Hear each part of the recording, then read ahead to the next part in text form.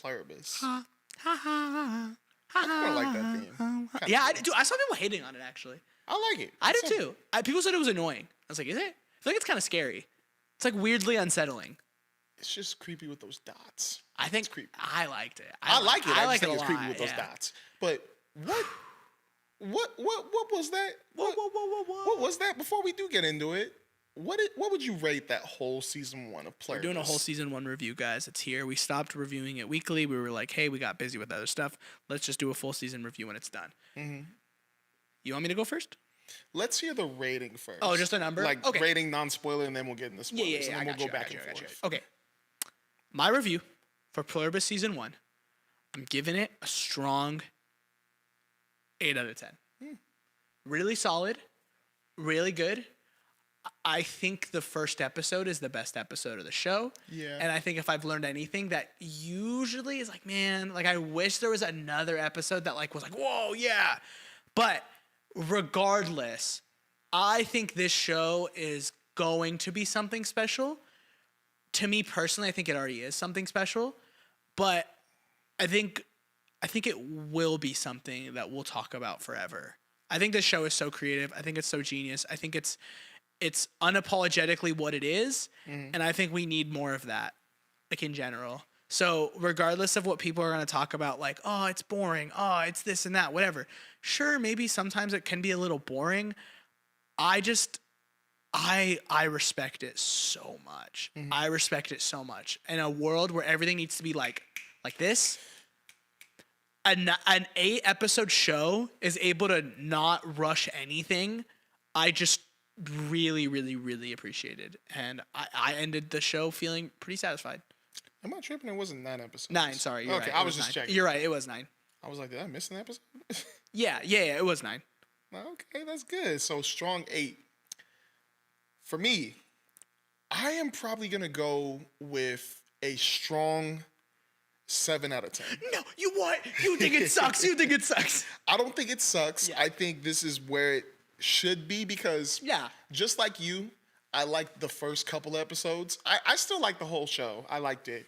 I just think it wasn't as strong enough for me. Was I satisfied with the ending? Pretty much. Yeah, I was pretty much. Too, yeah. I think it's just more of like, okay, more anticipation for what happens in season 2.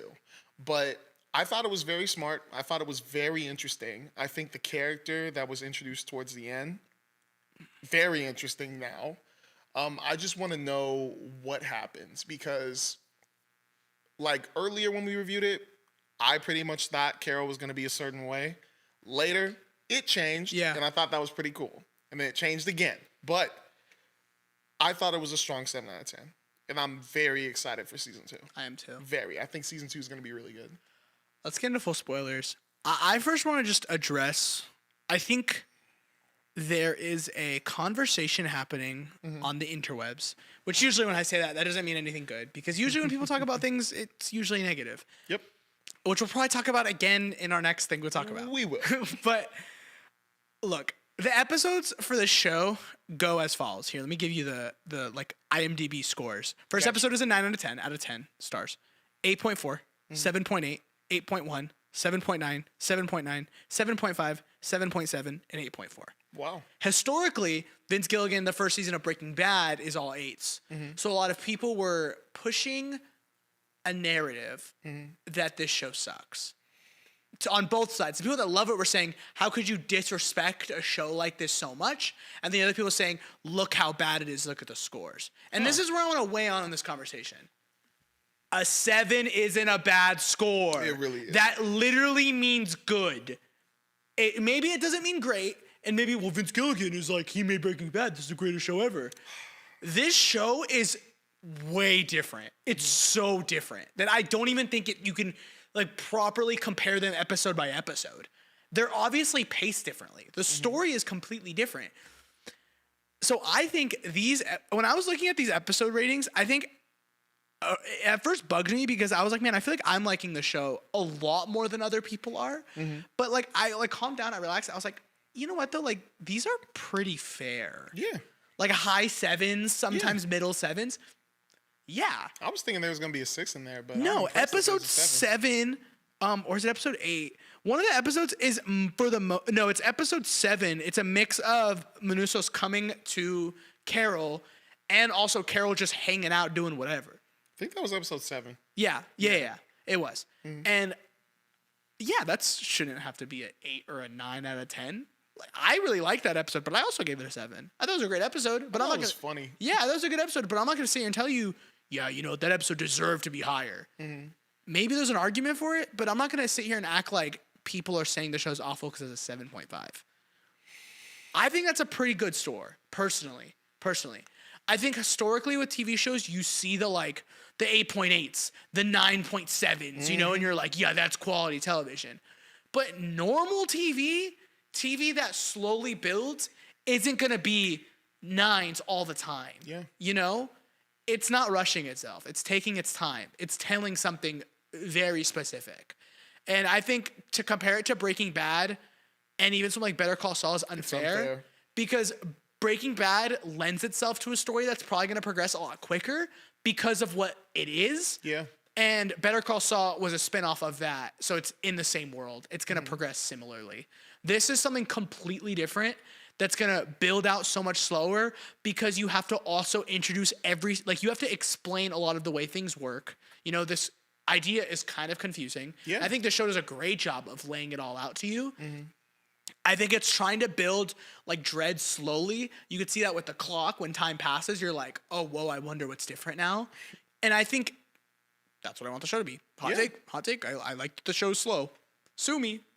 I think it works. But yeah. I think it works the way it is. Like episode 7, I know people were complaining about it, but me watching Manusos try to get his way over to Carol and then also seeing what Carol's going through, especially since we know she's lonely, is it kind of gets us into the characters. Because I learned a lot about Manusos. That dude is resilient. That dude, he's sticking to his rule of he's not going to talk to them. He's not going to receive any help. And if he does receive any help, he'll pay them back instantly. And yeah, I love that. He'd take people's gas and put a dollar. I thought that was very cool of his character. But learning that at the start was like, okay. Yeah. And now we're going to do a quick annual cut. We'll be back very shortly. Sorry to cut you off. All right, guys. We are back. It's been a long shoot. Our battery keeps dying, but I'm going to order an extra battery. We're still talking about Pluribus. We're going to continue it. We were talking about our controversies with the 7 out of 10. Phil was talking about his episode 7 and why we liked it. But I want to talk about what's really important. I want to talk about the ending. I want to talk about that last episode because I think it was a really strong way to end the season, personally. I don't know about you. Would you agree? I think that was the right way to end this series. I still don't know how to rate it, but I think it's still at a good 8. But I think that's the way you end it. I liked that they did a really interesting thing with Carol where they kind of put her in a place where she was like, all right, she's comfortable with them now. Yeah. Her and Zosha are getting a little close. A little too close. They're getting close. Big time. And she's cool with it now. But then you get the needle drop moment. Hey, you guys need my consent, right? Because the stem cells and whatever. Yeah, that would be correct. Yep. What do you mean? Spoilers. I think we already said that. But yeah. And then you get the reveal. Carol had mentioned previously that she had frozen her eggs. You find that was it didn't feel random. It felt very in moment, but it sort of comes back to you and you're like, oh. Dang. So now they have perfect access to her stem cells, giving her, they said, a month to 3 months left to live as herself before the joining, right? Wow. I'm sad for her, man. Dude, what a moment. It was really good. You think her life's finally back. She's happy. She's enjoying herself. They're not going to overstep. They're good. Nope. They don't care. Because you know what? It's about what's best for her, not about what makes her. It's about what will make her happy. And what will make her happy is the joining. And that was, dude, that's where I felt like I was sort of waiting for the show to escalate in a certain way. I don't think it did yet, but I do think that was enough for me where I'm like, okay, we're going somewhere. Now we have a little bit more tension. What did you think? I thought it was cool, but also the thing before that when Zosha was explaining the origin of them. Oh, yeah. Where they were from. On the planet? Yeah, and I was like, technically, does that make them an alien or just an alien-made virus? So my question is does that mean that maybe similar to what the people on Earth want to do, is that group was already turned into the hive mind, and now they sent the signal so that another people can join into that. And now they're in the joining. So now these people want to do the same thing. Remember, they said they want to try and spread the joining to as many people as they can. So I feel like that's what it is. Yeah. Like that planet had the same thing. They sent it to us. They're going to send it to their whatever. But I thought what was crazy, two things before we close. One, she has an atom bomb. She got it. That was so funny, Such bro. a funny reveal, but also What's kind in of, there? An atom bomb. Yeah, and kind of a shocking twist. Because, like, you know the show. That's going to play into something later. Yeah. 100%. Do I think she's going to blow herself up? Probably not. Do I think she's going to threaten to blow herself up? Yes. 1,000,000%. And I think that's crazy. And I'm like, whoa, this show's kind of intense right now. And I really like that. I like that there's that plot thread now. Because I'm so curious where it's going to go. I've literally no idea. And also, Manuso showed us that there is a way to change them back. Yes. And that was the second thing I was going to bring up. The freaking frequency. It didn't work. It wasn't working, but it probably will. So I'm like, there is breadcrumbs. There's things happening now, and I'm really excited to see what they do in the second season. I'm just wondering if there are aliens that are going to come down. I got kind of worried about it when they were talking about it. I kind of hope not. I'm wondering if that is the best fit. I'm iffy on it, but I kind of want to see how it would work. I want to see how it plays into it. I feel like it kind of takes away a lot of like the groundedness. I feel like of the show. I feel like the show is for how absurd the concept is. I feel like the show is pretty realistic. That's what I'm. It's very grounded. I wouldn't want aliens. I don't want spacecraft and ships. I mean, it's clear that those aliens don't even have that, right? Because they have to transmit it through an antenna. Like it's so far away, it's not reasonable for them to travel. But you never know. They could just show up in I season guess. 3 You or never something. know. Yeah, I that's don't know. true. That's why I'm thinking like maybe it's possible, but I wouldn't be mad if they didn't show them. I like where it's at right now and just the back and forth they're doing. But if they do add that element to it, I'm curious enough to want to know how it plays out. Yeah, I agree. Before we close, I just want to say this. Pluribus has been an absolute joy to talk about. I've had so much fun. This show is sort of like a show that reignited me into like wanting to watch more like premium, like live action TV. I haven't had that feeling in a while. I'm a lot more of an animated guy. I watch a lot of animated stuff now and then a lot of sitcoms because it's just easy for me to watch. Exactly. This show made me realize, no, dude, I like long form 50-minute episodes when I feel like the concept is worth it. Exactly. And I feel rejuvenated and I'm back. And I plan on watching something. Who knows? I think it might be Better Call Saul, but I also don't want to watch like a Breaking Bad thing. I want to watch something different. But yeah, I think I might end up doing that. But yeah, absolute joy to watch. Do I give my speech? Do I say the thing? We all complain about original ideas. But guys, there's an original idea right in front of your face. Watch Pluribus. Join us. It's worth it. Phil, any last thoughts on Pluribus?